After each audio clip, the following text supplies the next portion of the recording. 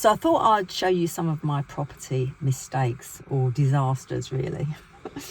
And this street is Elmsfield Avenue. So on Elmsfield Avenue we own number 33. So I bought this house, and this was in the early 2000s when I was wanting to outsource everything. So at the time I was a dentist. I was working, full-time, long hours.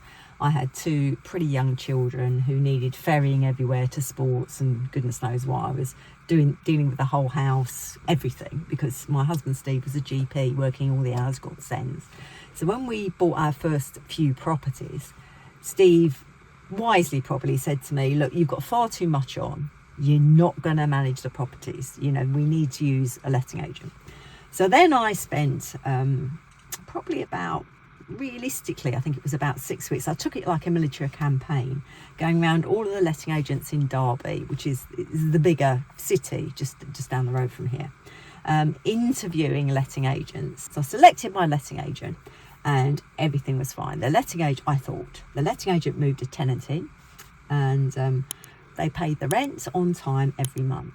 Now, the letting agent was attractive to me. I was very taken by this letting agent because they promised was, as soon as the tenant moved in, after 1 month, they would come round to the property. They said they would go round to the property and do a property inspection. And in this property inspection, they would identify that the tenant was, not keeping the house clean, keeping the house tidy, cutting the grass, doing all the good things. And if there was anything that the tenant wasn't quite on top of, they would kind of chivvy the tenant along and get them back on track. So this appealed to me. And then they explained that following 3 months later, so 4 months after the tenant moved in, they would go back and do another inspection of the property to check that everything was okay. And then if everything was okay, then they would move to 6 monthly inspections. So I thought, great. So when the tenant moved in, after the first month, lo and behold, I did get my property report, and we got a letter through. And I wish I'd kept it, because now I train other people to do property, so it would have been great to show you this letter, but I binned it. So this letter came through and it said, Dear Dr. and Mrs. Holton, re 33 Elmsfield Avenue, we are very happy with the condition of the property and the tenants in occupation. And I thought, oh, that's great. So I filed it in my box file, which had 33 Elmsfield Avenue written on it, and put it on the shelf in my study. And I thought, great.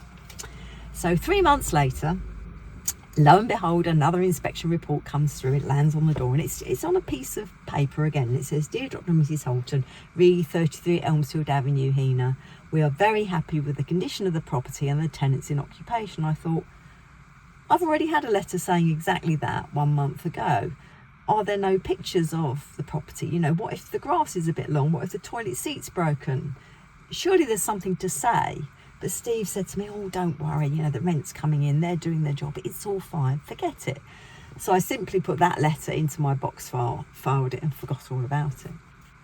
Anyway, what I didn't say was that I'd actually bought this property from a retiring landlord. So a landlord had sold this property, and he had already got a gas safety certificate on the property. Now, every year you need an annual gas safety certificate for each property. So after a couple of months after the last inspection, the gas safety check was due again. So the letting agents sent us a letter, and it arrived through the door, and it said, Dear Dr. and Mrs. Holton, re 33 Elmsfield Avenue, we have been unable to carry out a gas safety inspection on the property because there is no gas at the property.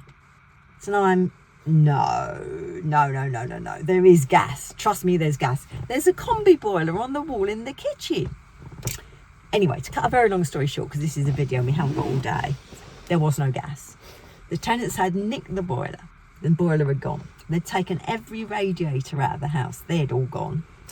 And then they had connected the electricity to next door. And they had hermetically sealed the house. It was a cannabis factory. That's why the tenants were paying the rent, because they didn't want anybody to go and inspect. And had the letting agent been inspecting the property, they had not. So it's only when the gas engineer went out, the gas safety engineer went out, that it came to light that things were amiss. So again, very long story short, the tenant, of course, was now evicted because having a cannabis factory is an illegal activity. And we were now faced with a property that was effectively trashed. Now, I'm very naive. It's the early 2000s. It needs lots doing to it. It needs, again, the kitchen needs replacing. the bathroom needs replacing, it needs new floor coverings, it needs not everything, but a significant refurb. In the early 2000s, this refurb cost me £30,000, which I probably wouldn't pay now for that sort of refurb. It would have to be a back to brick refurb for me to be thinking about spending around £30,000. And that's because I was effectively fleeced by a builder by being an unsophisticated, unknowledgeable property investor. So it's important to have the right members in your power team. I can absolutely help you with that. It's important to have the right letting agents. Because I have my own letting agency, I'm very keen to share with people exactly what you should be looking for in a great letting agent that's going to find great tenants that are going to pay and tenants that are going to stay. It's vitally important that you get the things right from the get-go. Don't make the mistakes that I have made. But the one mistake I didn't make was to sell the house.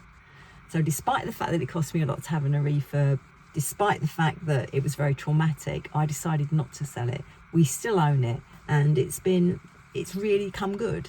So property is like a bad haircut, it grows out over time. So as long as you're in it for the long term, as long as you have the right tenant selection, as long as you're working with a great letting agent or managing yourself, it can be a really, really profitable investment for you. You should all do it. So if you want to learn more about property investing from myself and the other trainers at the Property Success Alliance, don't forget to like the video, don't forget to subscribe to the channel, and don't forget to hit the notification bell. And then you'll always be getting the great tips as and when they come.